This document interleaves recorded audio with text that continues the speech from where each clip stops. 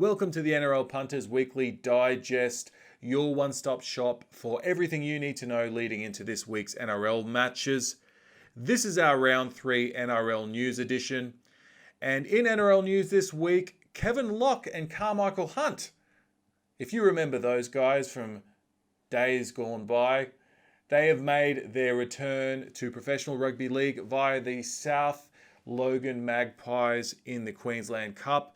And Kevin Locke really turned back the clock. He scored a try either side of half-time. And out of favour, Brisbane Broncos halfback Tom Dearden actually got man of the match honours in this game, certainly pressing his claims to a return to the top flight if Brodie Croft and Anthony Milford continue to disappoint for the Broncos. I don't know what chances we have of seeing Carmichael Hunt return to the top grade. Kevin Locke certainly in with a chance out of those two old boys. Reports out of Parramatta are that Maika Sivo is set to sign until the end of the 2022 season, which would be a massive boost for Parramatta and their premiership credentials. In sad news, Panthers coach Ivany Cleary has had to evacuate his home and move in with son Nathan as a result of the floods that are devastating many parts of New South Wales and Queensland currently. We wish the Cleary family all the best in these trying times. And also we send out our thoughts and prayers to the Panthers Academy, which has also come under threat of flooding.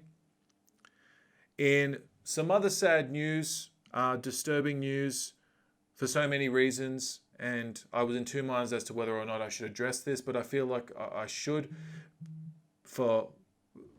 because it has a lot of social significance, and it is important that we talk about these things so we don't repeat the same mistakes of other people. Jarryd Hayne has been found guilty of sexual assault, and he does face up to 14 years in jail.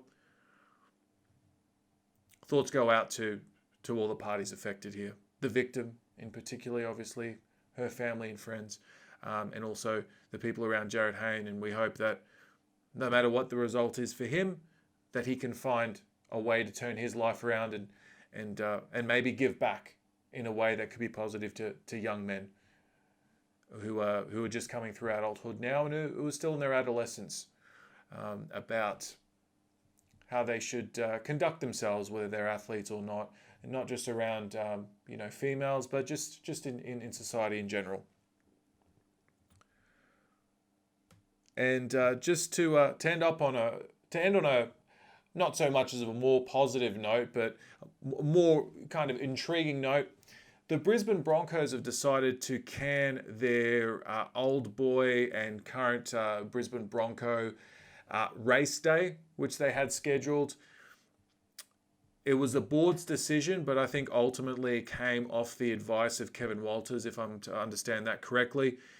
And it should be to no surprise, given their current form. I mean, they're essentially on a 13-game losing streak.